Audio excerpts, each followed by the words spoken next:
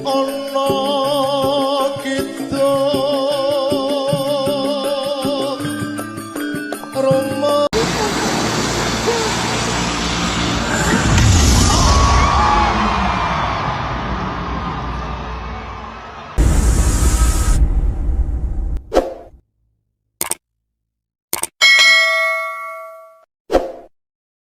Kadipaten Blitar acarane bersih desa nduk. Wah iya.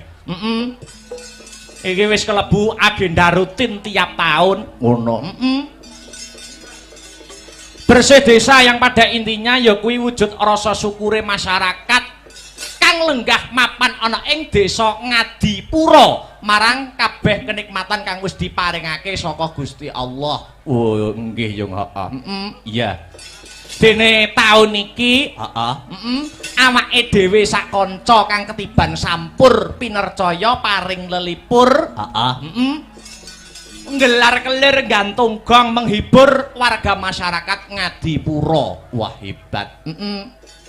Ing ngatasé awake dhewe lagi sepisan mrene nanging antusias lan apresiasi warga masyarakat kene luar biasa yo, Mak. Wah, tenan tak acungi jempol kok, Nduk. Ngono.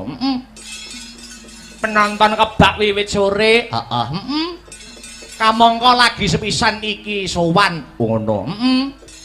Mula itung-itung awake dhewe sowan ana ing kene uluk salam karo para warga masyarakat kene. Nggih. Ora arep apa-apa kok, Nduk, tenan. Sing baku nyambung tali paseduluran karo warga ing Ngadipura kang sarta ngalap berkahe para pepundhen lan pinisepuh kang mapan ana ing Ngadipura kene. Nggih yung heeh. Mula wis sak wajibe aku karo Biyung ngaturke panuwun marang para pepundhen Ngadipura ya, Mak. Bener, Nduk, heeh. Ngaturke panuwun kang tanpa pepindhan, terima kasih yang sangat banyak kula kunjukaken setunggal. Nuwun inggih Bapak Kepala Desa Ngadipura, nuwun inggih Bapak Eko, Kang angka kalih sedaya perangkating desa Ngadipura, ketua panitia Pak Kasun, ingkang boten lan sedaya panitia ingkang boten kula sebataken setunggal mbaka setunggal, ingkang sampun ikut andil mensukseskan lumadining adicara bengi iki. Wah iya nggih ya. Uga ora lali ngunjuke matur nuwun marang sedaya lapisaning masyarakat Ngadipura ingkang sampun paring kapercayan kula sak kanca paring hiburan wonten papan mriki. Nggih yo heeh. Alhamdulillah. Tur aku ki niteni kang sarta nyawang kahanane desa Ngadipura kene. Oh ngono. Kene iki kelebu desa sing komplit tok, Nok. Desa sing komplit. Agamane kuat, budayane ya kecekel. Oh ngono. Dadi agama karo budaya mlaku berjalan seiringan. Oh ngono. Mlaku bareng. Oh, agama karo budaya ki aja digathuke, aja dicampurke, mengko ndak warsuh. Oh ngono. Ibarate kaya ril sepur kae. Oh, ril sepur. Ril sepur kae tengen karo kiwa mlaku bareng. Ning yen digathuke sepure tabrakan. Oh ngono. Dadi kene iki agamane ya kuat, budayane ya kecekel. Wah tenan kok. Imane para warga masyarakat ning Ngadipura ki hebat luar biasa. Kok nganti masjid adzan Allahu Akbar, masyarakat Ngadipura gerutuk ning sawah. Ning masjid lah iya ning sawah ngejak ngampiri kancane terus dijak bareng ning masjid. Oh iya, luar biasa. Ngadipura sing dadi jenenge. Iya. Asma kinarya japa utawa nama membawa doa. Apa ana maknane? Ana Ngadipura. Ngadipura maknane apa? Yen pancen Biyung ngendikake asma kinarya japa nama kuwi mengku doa. Ngadipura, nga ya apa? Ngabekti mring Gusti kang murbeng dumadi, nindakake ibadah nanging budayane tetep digondeli. Itulah warga masyarakat Ngadipura. Wah iya. Kuwi nganga ya. Bajute disesuwun marang Gusti muga-muga sak rampunge wayangan desa Ngadipura dadi desa sing baldatun thayyibatun warapun ghafur. Wah iya Ngadi wis pusat segala sektor mapan ana ing desa Ngadipura, pusat wisatane. Oh ana pantai wae 10. Lah iya pusat budayane uga kecekel, uga pusat UMKM. Oh, ngono. Mula motone utawa slogane ana ing Bersih Desa tahun iki, UMKM maju, masyarakat gumuyu. Wah, iya. Iya Mak, iya. Sing terakhir rasa siji lan sijine wis manunggal antarane Bapak Kepala Desa Pak Eko, warga masyarakat Kang Sarto Dalang Akbar sing disuwun mung Desa Ngadipura bisa selangkah lebih maju. Tepuk tangan untuk Desa Ngadipura pada malam hari ini. Wah. Iya, hebat luar biasa.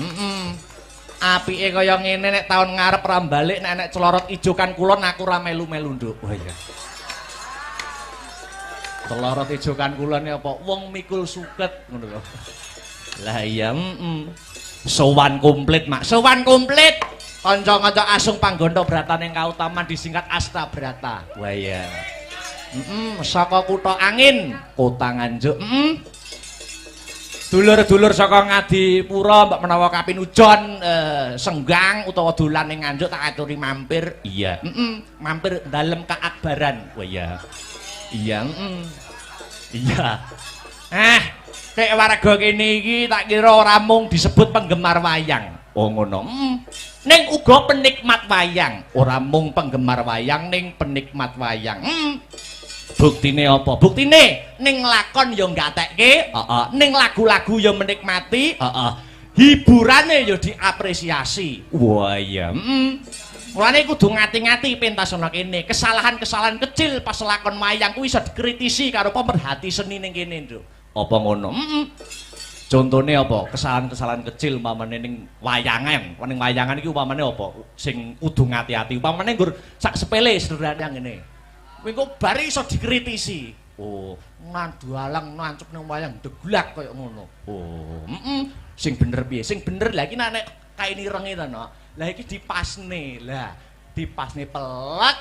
Lho, pas sikil lho, disawang nak gagah. Oh, ngono. Wah, iya apik-apik. Wayang apa iki? Gatotkaca. Oh, apik iki, Nok. Oh iya, Mereka warga kene nek seneng Gatotkaca iki prada emas asli. Mang juta tak culne iki. Malah tawa wayang. Ya, iya luar biasa. Pasugatan Banyumili. Wah, tenan, Nduk. Kanca-kanca peladen lan panitia khususnya Pak Lurah lek ngerangkul Den Akbar wis kaya dudu karo wong liya. Iya, kamangka lagi sepisan jiki, suguh gupuh lungguh aruh orang nguciwani. Petitik pasugatan wiwit sore Banyumili ya, Mak. Wah, jan dedaharan enak mirasa. Oh iya, Banyumili suguhane dedaharan komplit. Ha iya, kabeh disembadani, kabeh disumbutke. Oh ngono. Dedaharane top, makeme enak. Kekurangane siji, Nok. Kekurangane apa? Jedinge ora enek lampune.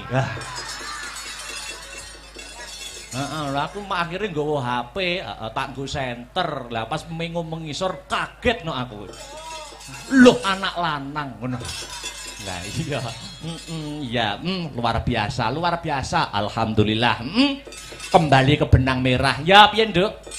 Biyo ngarep ndongake apa marang warga masyarakat kang mapan ana ing Ngadipura kang bengi iki ngadaning adicara bersih desa. Dongaku ora mandeg kok, Nduk. Dongaku Banyumili ngono.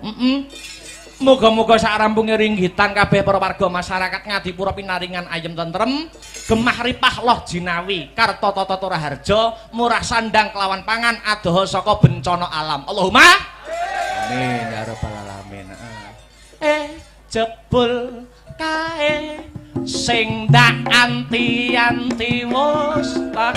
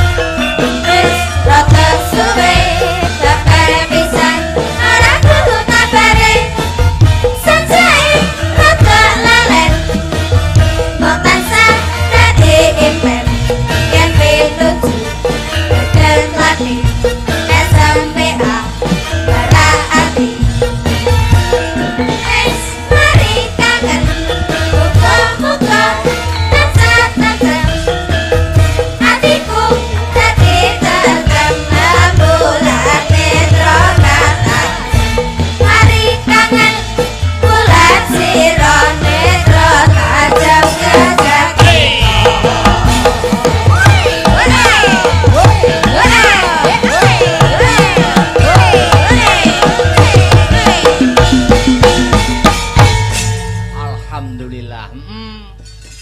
Wah, aku mau perjalanan nganjuk nganti tekan Ngadipura. Piye? Wah, dalane no. Wah ya, aku ki turu ki sing gugah ki dalan. Oh ya, Harataya munggah neh. Harataya munggah neh. Weh ngantek-entek Jokoku kon munggah terus kok. Iya. Iya, Lah iya, Wayangan malam ini juga disiarkan langsung lumantar channel YouTube Astabrata Media. Oh iya. Dadi sing ora bisa kepareng rawuh ana lokasi bisa memantau lumantar channel YouTube Astabrata Media kang sarta ngeloni HP-ne dhewe-dhewe. Oh iya, dipantau wong sak donya.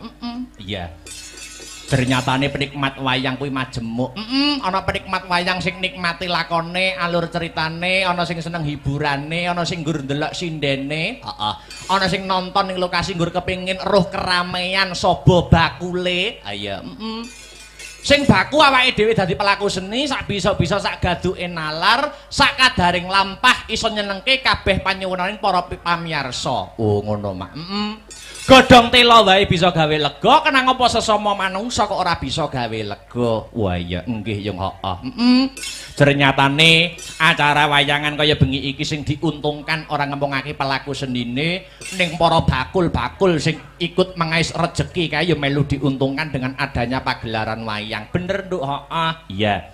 Kena kanggo sarana membangkitkan UMKM khususnya UMKM masyarakat Desa Ngadipura. Oh ngono mak. Kaya slogan sing tak aturke mau ngarep ya kuwi UMKM maju masyarakat gumuyu. Amin ya rabbal alamin.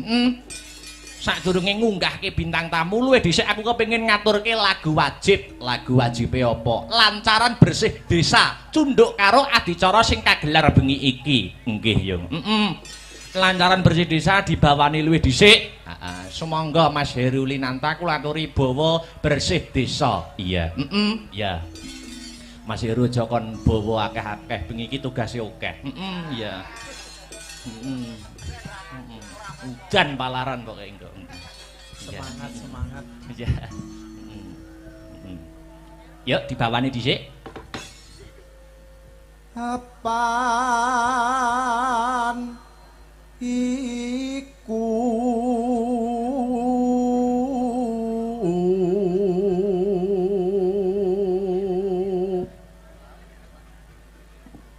dadi kewajiban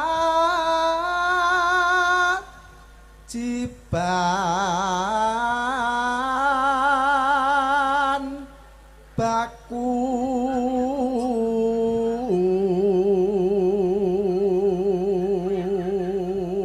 season hiburan ana ing wayangan kuwi ping 2, limbukan karo gara-gara. Nek limbukan wayange cangik limbuk wis biasa. Biasa, lumrah diganti-ganti no. Ayo. Diganti sapa? Pak Dalang.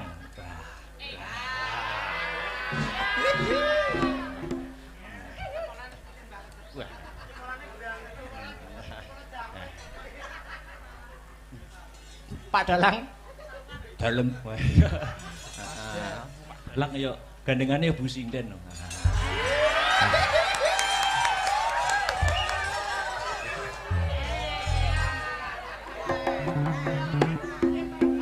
Lanjut. So warga iki. Yo lanjut. Ayo bersih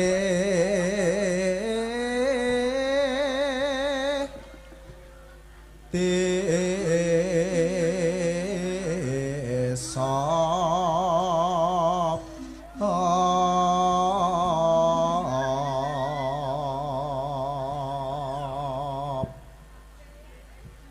murih adoh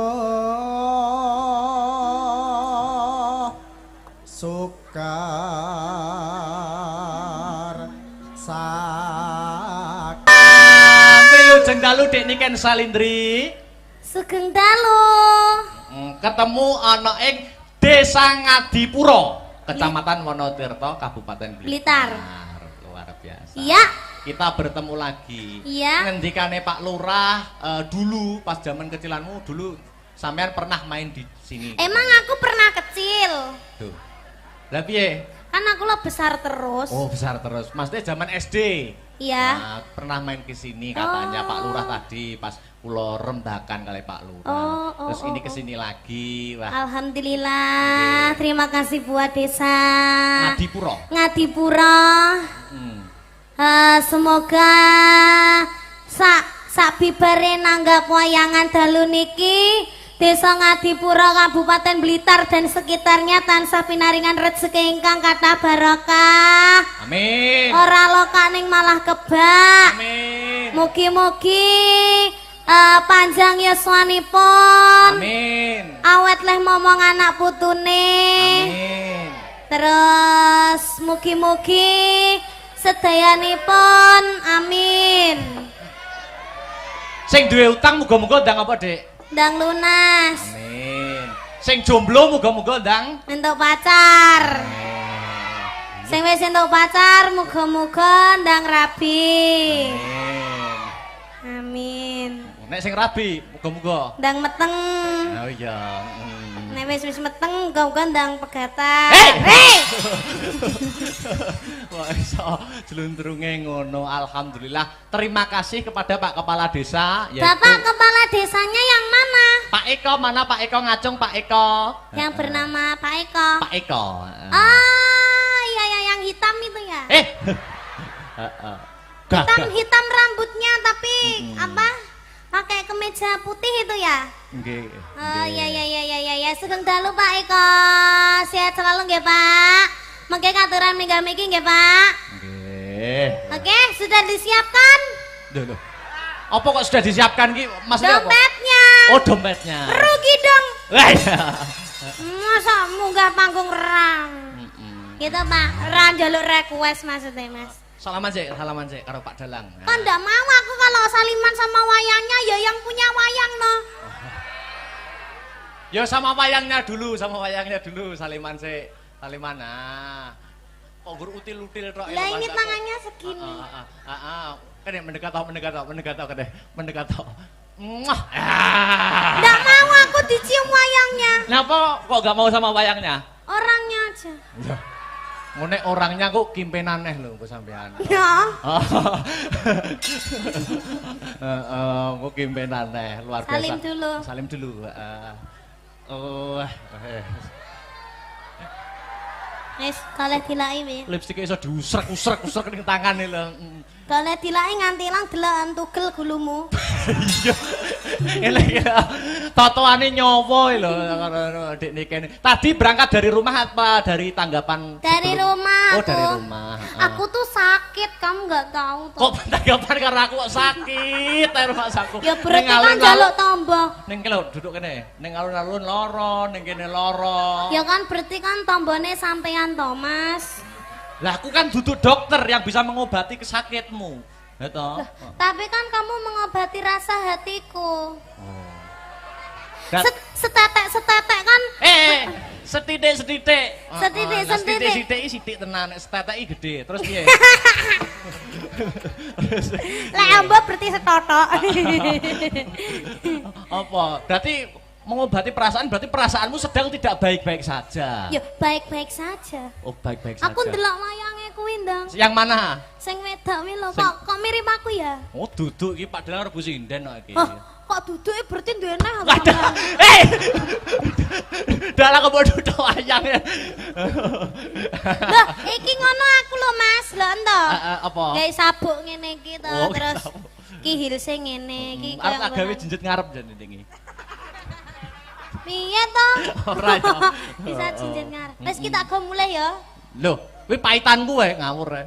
Ya wis cium sik.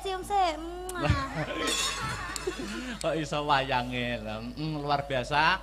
Iki besok ada tanggapan apa mboten Dik Niken? Oh, Besok besok siang apa alhamdulillah malam? nggak ada. Oh, nggak ada. Dolan yuk. Loh, besok saya dan Asta Brata ke pantai besok.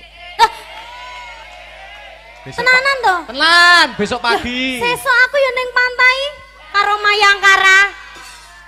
Pantai ndi pantene akeh lho. Pantai pacar. Duh, apa ki pantai kok pantai pacar? Loh, iya pantai pacar ki Tulungagung. termasuk Tulungagung apa Blitar ya? Oh. Oh, Tulungagung. Kalau pantai dekat sini tuh pantai apa, Pak? Pudak, pantai Pudak. Oh, pantai kuda. Ikut, Kuda. ikut. Pudak. Kuda. Heeh, jadi nanti pagi habis wayangan ke pantai. Ikut. Ikut muga. Ikut. Ruang saku kok luar Iya. biasa. Iki ngene, Dik. Sampean kan seniman yang lagi naik daun. Duduk mono apa gak kesel to? Duduk sing penak to. Duduk sing penak, Dik. Dik, Dipangku. Ya wes dipangku Mas Victor ae nek. Duduk sing penak to, duduk sing penak. Sampean kan seniman yang sudah naik daun. Apa-apa iso campur sari oke, pop yo oke, dangdut apa meneh, ya toh? Heeh. Sampean ora ketang sithik ae, ora ketang sithik njajal ndalang ngene kene, Dik. Hah? Dalang to? Heeh. Lek trimo dalang yo kecil to, bar akbar ki kok. Akbar iki kalih kula anak apane lho, ora ana apa-apane. Umpama gelem dalang kalah payu aku. Tenan, kalah payu. Gelem dalang tenan. Aku dalang apa lho, Mas? Dalang ki kok yo, ki kok omong-omongan iki karo iki. Oh, ngono, Pak iya, dalang iya. karo Bu Sinden. Oh iya iya iya. Ning iya. sulukana sik sing ke lho. Sing ngendi? Songo sing isine Kang. Lho. Apa? Sulukana ku lho slendrup lah. Tong-tongane, Mbah. Heeh. Nyok. Duduk sini lho. Dalang lho. Oh, duduk sini to. Ojo. Sini lho, sini. Oh, iya, iya. Wah, bahaya ini nanti. Iki aku lagi ganas-ganase lho. Ah, situ madep sana no Anu dalang. to, Bapak ingin to. Madep sana. Oh, siden tak. Heeh. Duduk dalang ora apa-apa, duduk dalang. Jangan gini aja. Oh, gini aja. Heeh. Anu mic-nya dipegang tangan kiri. Mic-nya, Terus? ini sama gunungannya digerak-gerakkan. Heeh. Tak dodoki yo. Wah, Dang, yo. Oh. Isine kang gara-gara bumi langit gonjang ganjing para pekang kang pratala lindu ping 7 sehari umap kang jalani di pati ambantusi sirna larut terus pene Mas Na.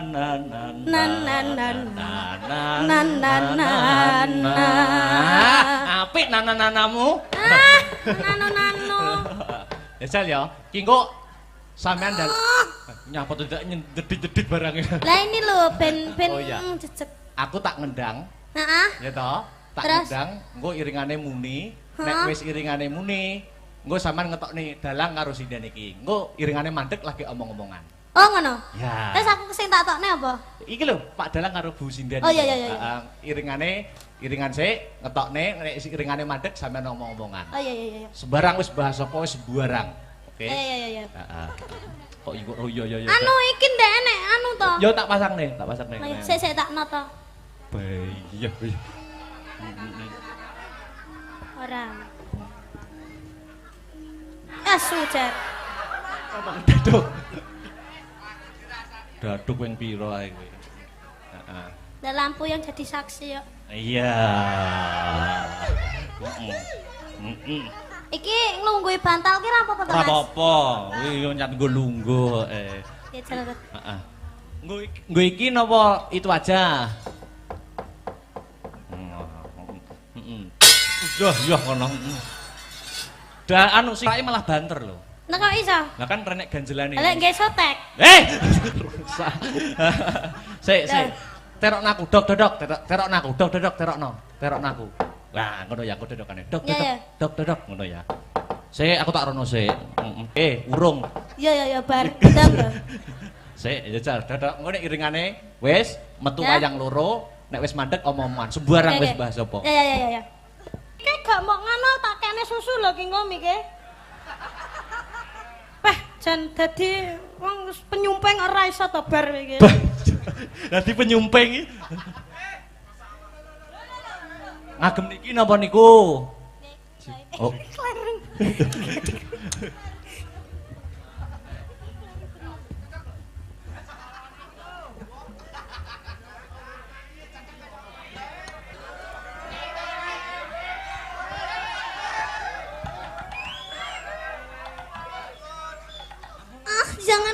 Jangan sisat-sisat. Anu bar njaluk rokokmu sitok ae. Ora oleh ya. Tak meneh ya. Anu ki HP ku anak sing telepon ya. Wes. Halo. Sapa? Wes kono ya. Ya. Heeh, sik. Anteni aku sik. Ki mik aku cepatno wireless siji. Ya.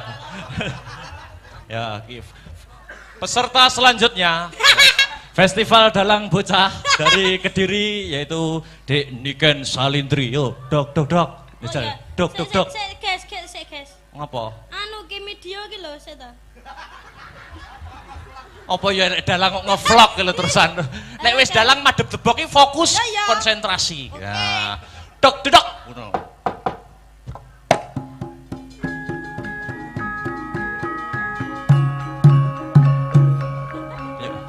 Dijabut. Sik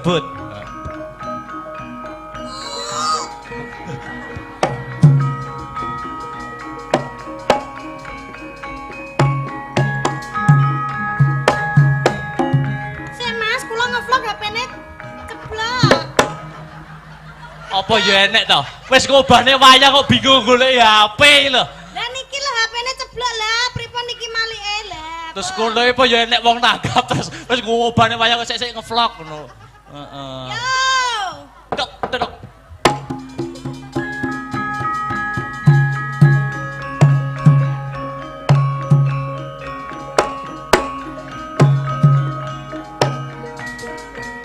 Dileh kayane wis ilang. Wah rusak kok. Yo metu Pak Dalang karo Bu Sinden.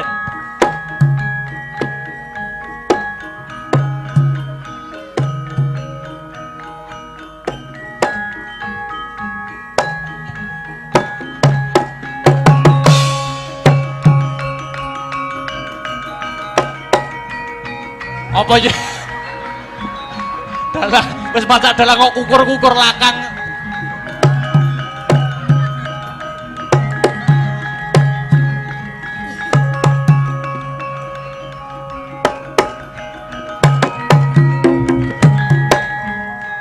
Nah, omong-omongan aja.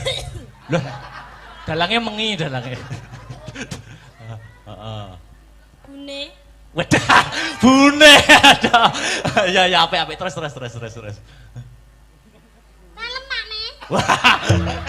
Apik. Ya terus. Ya ngalah bojoku kok suwi-suwi saya ganteng ya ampun bagus cium dulu. Aku nih jane pengen ngono wih mong aku. Terus bahas apa? Di luar panggung bahas nyejel apa bahas di luar pementasan. Pane apakah sudah makan? Urung bune tulung gawekno kopi. Mangan kok ngopi ya? Lah. Hah? Lah ya kopine digrogoti, Mas. Tak siapne mamse ya Pakne cium dulu. Wah, wes ya. Wes, terus mangane teko teng. Nah, terus. Ini makme apa? Ibaratnya makme apa? Iki mangane ngono mik, Mas. Oh. Miknya cilik ya? Miknya cilik.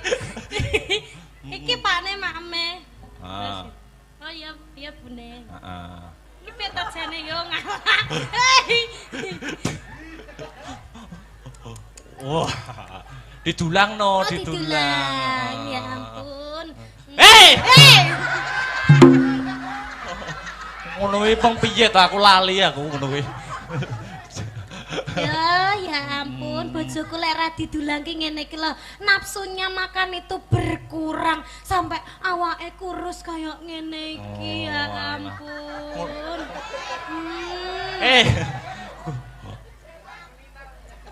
Kurui aku jane salemu ning enek vitamine lho Bune. Ngono. sing dibasok kuwe dikecrek polisi minggu dalam. Mbah. Terus piye neh, Mas? Bahas apa keseharian. Kesehariane kita ye. Lah ya pi kesehariane Pak Dalang karo Bu Sinden. Kesehariane apa upamane enek masalah wong loro ki umpamane enek masalah tukaran umpamane. Oh, enek masalah tukaran. Tukaran wong loro iki padu umpamane. Pakne. Nek Sindene nek nesu piye Bu Sinden kuwi?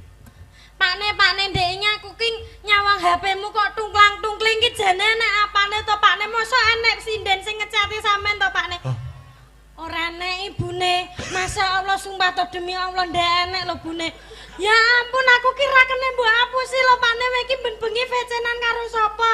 Kowe iki padahal ki turu karo aku lho ya an. Kowe kok tegomen to Pakne karo aku ya ampun Pakne kowe kok tegomen to karo aku. Sik wis bar. Lara Pakne atiku lara. Ora Bune, ora. Sik to tak jelasne to Bune. Atiku lara Pakne. Tenang atiku lara. Wah. Ketoke wis gak sayang mbek aku to Pakne. Sik to kok sing nesu malah wonge ning wayange lho. Kok ora tau dijawab menti VC kok ya ora tau diangkat. Aku ki jane kurang apa to Pakne? Nggawe wayang anyare remuk sedina iki. Wes. Jare kok nesu. Oh ya nesu ya. Nesune terlalu menghayati kamu itu. Dah ya tak lepas ya. Aku jane kurang apa to, Mas? Loh. Wes, wayange ya wes. Bentak cetok mesti ra tau dijawab, bentak VC ora tau diangkat. Di VC mau manggil, bareng dicat centang loro jane ngono kuwi iki. Wes. Karo sapa ta? Wayange wis bar kok iso malah kegawa rene iki lho. Wayange wis bar. Wes peserta festival selesai. Wes, kare ngenteni pengumuman. Wes. Aku juara piro? Urung no, pengumumane engko gara-gara. Iki tulung cepet no. Kok iso nesu tenan lho, tak kon dalang kok. Jare kisah nyata. Aduh, remuk tangane Pak Dalang, remuk tangane Pak Dalang. Remuk. Duh. Wis remuk. Munggah nih Pak Lurah ya. Pak Lurahe namane Pak Eko. Duduk sini ya. Iya Pak Eko. Ya. Sepotane gundul-gundul pacul-cul. Oh ya. Pak Eko gundul-gundul dong. Monggo Pak Eko memberikan sepatah dua patah kata komentar pagelaran pada malam hari ini. Yuk.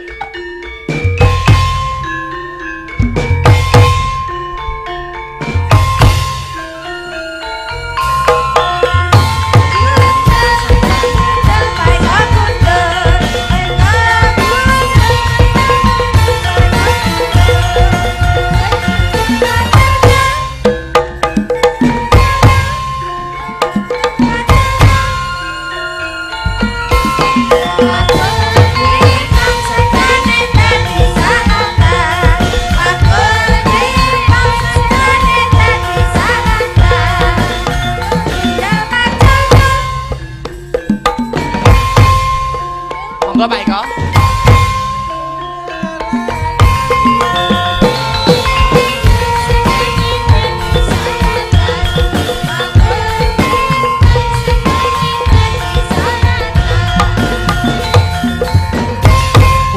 Bundi Pak Eko. Wow, cari jalan ya.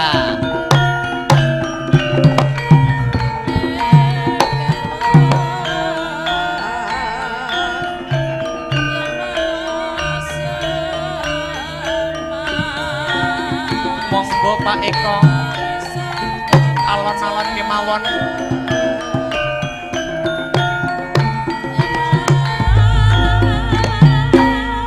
Sulaksmi. Yuk, asik. Ras